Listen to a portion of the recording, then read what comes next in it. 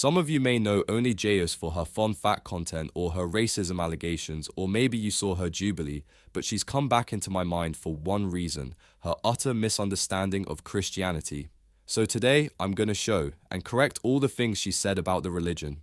I'm going to start referring to the Holy Bible as Christian mythology, and here's why. First thing, most Christians don't even realize how much of this religion sits on top of another one. You and Jewish people believe in the same God, Yahweh. You guys just disagree on whether or not Jesus specifically is his son, right? I don't know about you, but I thought this was common knowledge. Jesus was Jewish. Judaism calls to be fulfilled by a person known as the Messiah. Christians believe Jesus was the Messiah, the Jews don't. I don't understand why you're saying this like it's something that nobody knows. What Christians are you talking to? New Testament is basically just a part 2 to the first one, but you guys changed the first one so that the second one made more sense. This is just plain false. The Dead Sea Scrolls prove Christians didn't change the Old Testament. If you don't know what the Dead Sea Scrolls are, the Dead Sea Scrolls are a collection of ancient Jewish manuscripts from the Second Temple period, discovered near the Dead Sea. They were written before Christians even existed. When scholars compared the Dead Sea Scrolls to the Christian Old Testament, they found the wording is the same in all doctrinally relevant places, and Jews preserved the Old Testament independently of Christians, so if Christians changed it, the Jews would have known. Doesn't make sense. Early Christian writings, the earliest ones that we have, are from Paul's letters, and those weren't written for about 20 years after Jesus died. That's like nobody writing about 9/11 until 2021. Nobody writing about COVID until 2040. Would you accept that? The Gospels were written much later, like 30 to 60 years, Matthew, Mark, Luke, and John. There weren't eyewitnesses. Nobody in this book met Jesus and wrote and talked about it, okay? It's this... We have first century documents written within living memory of Jesus that explicitly claim to be eyewitness testimony, and we can verify this claim using external historical evidence, geography, archaeology, and early non-Christian sources. Even skeptical scholars agree with this. You can't invent fake stories about a public figure while the eyewitnesses are still around to correct you. The Gospels were written decades after Jesus, but still within the lifetime of the eyewitnesses, in a culture that preserved history orally with extreme accuracy and with multiple cross-checks from hostile sources, archaeology, and early Christian writings. Decades is not a problem, centuries would be. It's virgin birth, right? Original Hebrew line says young woman. Later the Greek translates it to virgin, and the Gospel just quotes the Greek, so it reads like some sort of miracle when that same thing happened in other people's religions before this, and translations are doing much of the heavy lifting here. The problem is that this claim is based on a mistaken and elementary assumption about how translation works. It assumes that the translator is supposed to assign a single verbal equivalent in his language to each word of the original text, and use that equivalent expression everywhere the word occurs regardless of context. Yet why assume this? Even many literal, word-for-word translations do not follow this rigid approach. The usual dictionary or lexical definition in English for the Hebrew word alma is young woman, but this definition is quite ambiguous and even potentially misleading. Today, we might think of a woman in her late 20s and married with 2 children as a young woman, but it is very unlikely that an ancient Hebrew would have used the word alma to refer to such a woman. Alma occurs in only 6 other places in the Old Testament. 2 key insights emerge when we consider each of these occurrences. Most of these refer to girls who are unmarried virgins. In no case are the girls clearly married or not virgins, though in 1 or 2 places they might be. Thus, even though the word alma does not have virgin as its fixed definition, the word regularly referred to girls who were in fact virgins.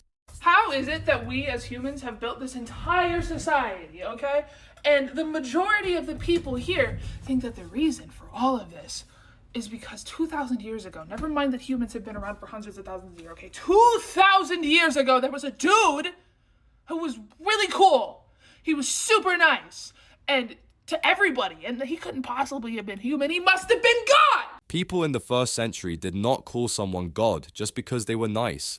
They only used that title for someone who did things only God can do: forgive sins, command nature, accept worship, claim eternal existence, and speak with God's own authority. In the ancient Jewish world, being nice never made anyone God. Jews were surrounded by kind rabbis, generous teachers, miracle-claiming prophets. None of them were ever called God. Why? Because in Judaism, God is the creator, God is eternal, God alone forgives sins, God alone receives worship, God alone commands nature. Calling a human God was blasphemy punishable by death. So the idea that Jesus was nice, so they called him God, is historically impossible. He never claimed to be God, but he's just too goddamn good at it. He must be God. I'm honestly starting to think Jayus is reading her Bible upside down. Jesus didn't need to say the sentence, I am God, for Jews to understand he was claiming divinity. He used the exact titles, actions, and divine prerogatives that only God can use, and his audience tried to kill him for blasphemy. In John 8:58, Jesus says, before Abraham was, I am. I am is the divine name from Exodus 3:14, the name God gives Moses. The reaction, they picked up stones to stone him. Why? Because he claimed God's eternal identity. John 10:30, I and the Father are one. The reaction, we are stoning you because you, a mere man, claim to be God. This is the clearest evidence. His enemies understood his claim. Mark 2:5-7, Jesus forgives a man's sins. The scribes respond, who can forgive sins but God alone? Exactly. Jesus wasn't being nice. He was exercising divine authority.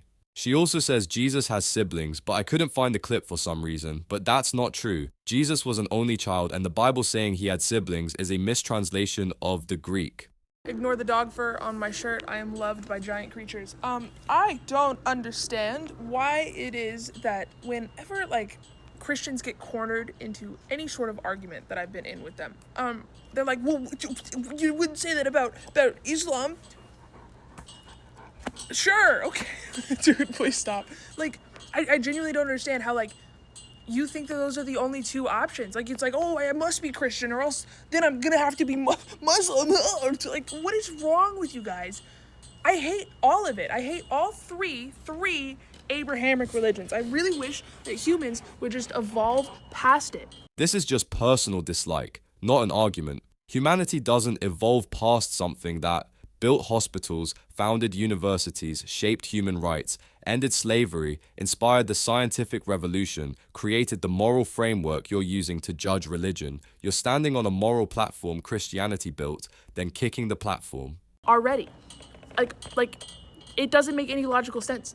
And the statistical likelihood that any human on earth knows anything about what God is or wants, or the fact that it is even there or not, is so close to zero that I know it scares y'all. This is not logic, it's assertion. If the odds are basically zero, then why does every culture in human history believe in God or gods? Why does consciousness exist? Why does morality exist? Why does the universe have fine-tuned constants? Why is there something rather than nothing? Saying we don't know is honest. Saying no one can know is a faith claim, the same thing you accuse Christians of. So instead of dealing with that fear and just being okay with it, you have to turn to these religions that are solely faith-based and be like, yeah, this is how I'm gonna base my entire worldview. And most of you haven't even read the book. My camera stopped. But you haven't even read the book. You're basing your entire worldview on a book you haven't read. And then the people that... Christianity is not blind faith. It's based on historical documents, eyewitness testimony, archaeology, fulfilled prophecy, the resurrection, claimed the explosion of the early church, the transformation of hostile witnesses. Christianity invites investigation. Blind faith is not a Christian virtue. Jesus literally said, love the Lord your God with all your mind. Same with scripture. Some haven't. But that's not an argument against Christianity. It's an argument against biblical illiteracy. If someone misuses science without understanding it, we don't conclude science is false. We conclude that person doesn't understand science. Same with scripture. Do read the book. Most of the time they end up leaving the religion, but then the people that stay in it, it's you're still just you. This is demonstrably false. People who leave often were hurt, were taught poorly, were given shallow theology, were raised in legalism, were never discipled. But statistically, people who deeply study scripture are the least likely to leave. Most of the time they end up leaving the religion, but then the people that stay in it, it's you're still just you are limiting yourself as a person, as a soul on this earth. Souls. By just blindly following whatever it is they tell you to think, dude. Christianity doesn't shrink you. It explains you. It says, you're made in God's image. You have purpose. You have dignity. You have moral agency. You have eternal value. Atheism says, you're an accident. consciousness is a glitch, morality is a chemical illusion, purpose is self-invented, death is the end. Which worldview is actually limiting? And you know what? I don't go as hard on these other religions as I do Christianity because those religions didn't abuse me growing up. So, sorry, this is what happens when you indoctrinate children and then they grow up to think for themselves.